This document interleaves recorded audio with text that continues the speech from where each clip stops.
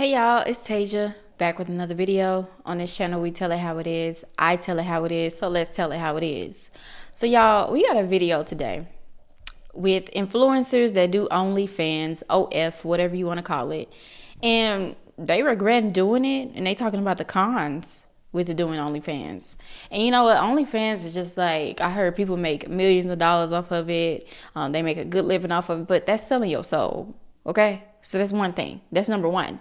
You're literally selling your soul to make money. You're doing things on there, taking pictures, doing these actions that are explicit enough to get you paid a lot of money. So I don't agree with OnlyFans, and I never will. And I don't care what nobody got to say about it. Because it's degrading, and you are, like I said, selling your soul to do things for money. And yeah, you're gonna get some big bank money, because that's just what the price it is to do certain things in this world that are degrading and make you feel uncomfortable or less than. But some of these people don't. But let's get into some of these videos on what these influencers are saying about OnlyFans and their regrets and their cons, and we'll get back to some of my commentary. Make sure to like, comment, and subscribe. Let's get it. I make $40,000 a month doing OF, and I want to talk about some of the downfalls of making so much money. A lot of times people are going to treat you differently, whether it's because you do OF or because of the fact that you make so much money. A lot of people will straight up ask you, oh my gosh, how much money do you make when you start doing OF? Because people are super intrigued. Even if they don't want to do it themselves, or they have types of way about it, people are still interested in it. So a lot of times when you tell people you do OF, literally the first question that they ask you is, oh my god, how much money do you make? Oh my gosh. And me, I'm very transparent. If they're my friends or my family and ask me, I'll tell them.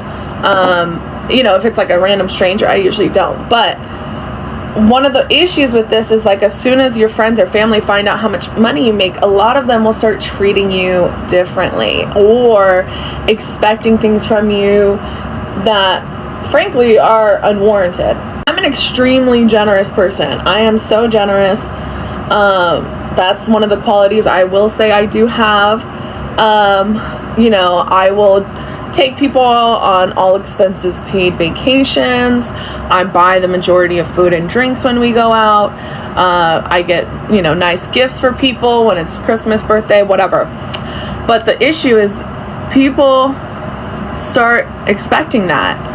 And that's where the issue lies, is I've had several friends that I've lost over the years because the more money I made, the less friends I had, because people would just start expecting it. I have this one friend, we're not friends anymore, but we would go out and 90% of the time I pick up the tab. She never had to ask me to. I just would, because I was a nice person. And we would go out twice a month for 3 years. And I would pay. She only paid for my drinks one time. And then 90% of the time I paid for it, and the other 9% or whatever that is left, we would just pay for our own bills. Again, I didn't necessarily have a problem picking up the bill. What had bothered me was she started expecting it. So by the end of our friendship, we would go out, the bill would come, and she'd be like, oh, I only have $20. And it's the bill's $150 for our drinks. And I'm like, you knew you only had $20 before we even went out, and you're just now telling me after the bill comes where I have to pay it. And again, if she told me before we get out, oh, I only have $20, I would have picked up the bill. But it was the fact that she was just expecting me to pay for it and not even telling me she didn't have money until the bill came, and I had no choice but to pay it, was what started really bothering me. And it happened several times. It's not just a one-time thing. And another thing too is I have friends who, expect me, who when we go shopping or something, they'll be like, oh my gosh, can you buy this for me? I'll pay you back or whatever. I will buy people stuff. I buy people shoes. I buy people electronics, whatever they want. But what makes me mad, again, is I have friends who'll be like, oh, buy this for me, I'll pay you back. And I'm like, okay, bet. And then they've never paid me back or even tried to. And it's why did you say you would pay me back? Or why did you ask me to do that. If you had no intention of paying me back, like just say, hey, can you buy this for me? And then I can decide if I want to buy it for you. But being like, hey, can you buy this for me? I'll pay you back. And I say yes. And then just like never even attempting to pay me back. Like, that's fucked up. Like, I sell my body for this. Okay. You're not entitled to my money. It happens with family members too. I'm not going to say, because they're my family. I still have to like see them and I love them. But like with a lot of my friends, I've lost so many friends over the years. So many. I only have like a couple really close friends now, and that's because they don't look at me as just a walking wallet for them. And again, I do really nice things for them. But that's like a big problem when you start making money, is people just expect stuff from you. The other thing that's really hard about making this much money, and it could be more so when you're your own boss, you're an independent contractor, you own your own business, is taxes. This is the first year where I've made this much money.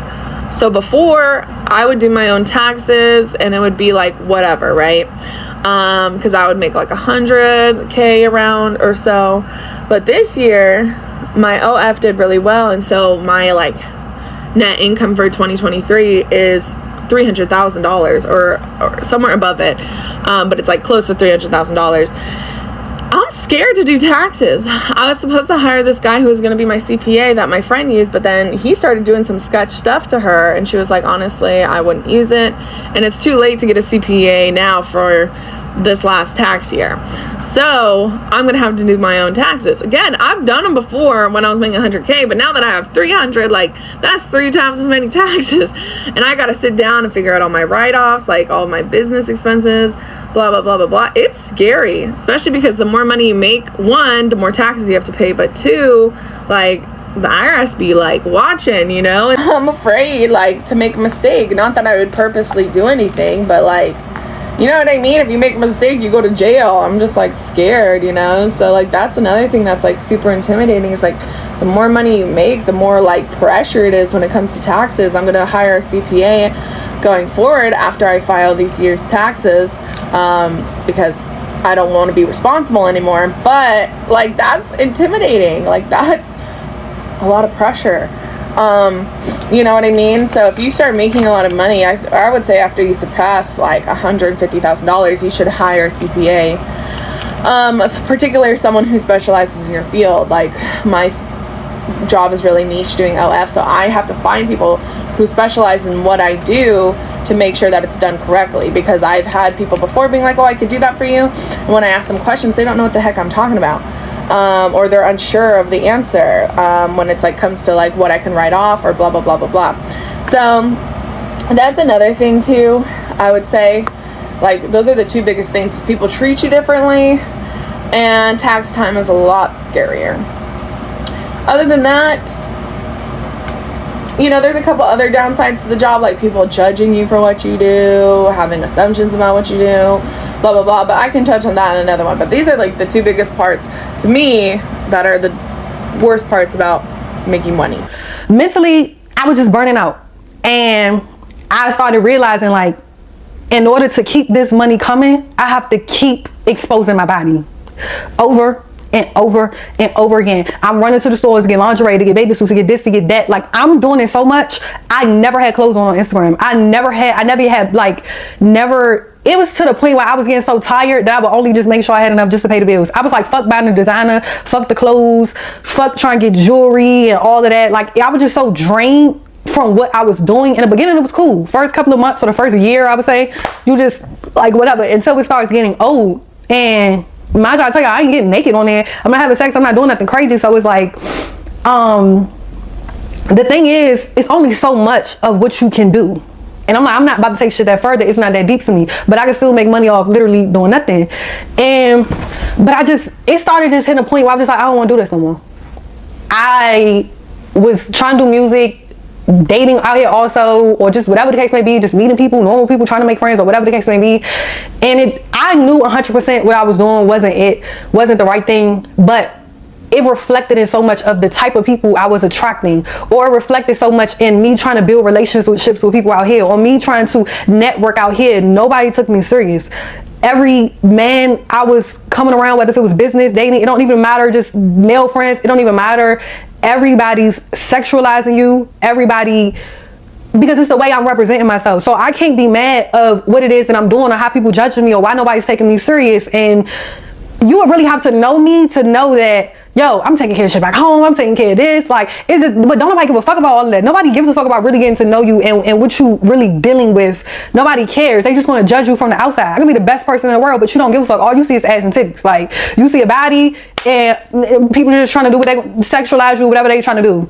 And I was never that type of woman. Like, I'm not that woman that just be out here fucking. Like, it just having sex and with this man, with that. I'm never in my life, ever in my life been that girl, ever. And you got to know me in real life. You can't even get up on me. Like, this has never been that. So regardless of what I posted, I know how I move in real life. But unfortunately, how you represent yourself still matters. And it used to fuck me up. Like, yo, I don't want to do this shit no more.